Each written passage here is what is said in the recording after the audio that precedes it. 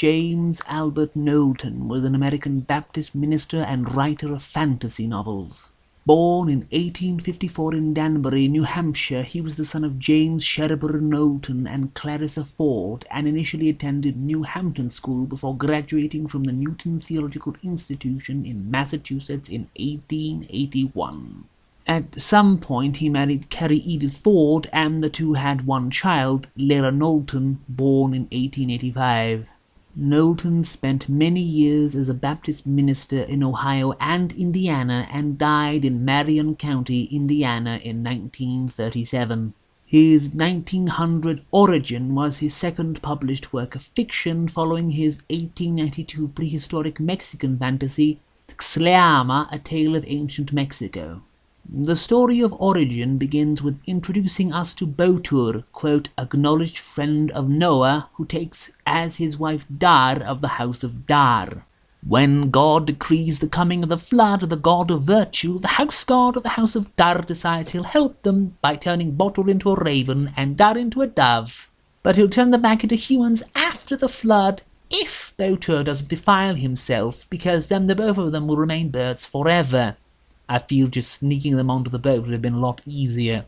Of course, Botur as a raven eats from some of the corpses, and that is that. Meanwhile, we move to a strange land, 1,000 leagues from where Noah built the ark, full of giant horny lizards and hairy monsters.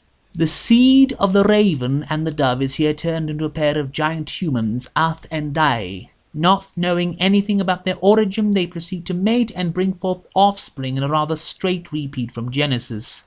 They give birth to the boy Hus and the brother-sister pair of Seiron and Avo. Now Hus is beloved by his sister Avo, which really doesn't sit well with Seiron, especially when he is told to wait until after Avo has a daughter, and then once his niece is grown up, he can have her instead. He doesn't like the idea and buggers off and only returns after many years. When he returns, he refuses to marry Avo and Hus's daughter Ade, observing his brother in secret instead, leading into an exact parallel of the story of Cain and Abel. Seiron is soon found out and flees, and is then confronted by both the spirit of goodness and of evil, choosing to become the servant of the latter, becoming basically an analogue of the devil for this world.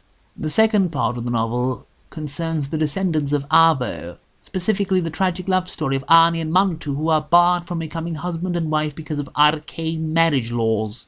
They are conspired against by Mantu's brother Mimo, who ends up getting scalped for his troubles, but in the end the two of them have no happy end, Mantu leaving and cursing his homeland and bringing it to near ruin until the day he should return, and free it from the domination of the evil spirit of Seiron. Meanwhile, the novel does a bit of an unfortunate thing and poses the murderer Mimor as the progenitor of red-skinned and savage offspring.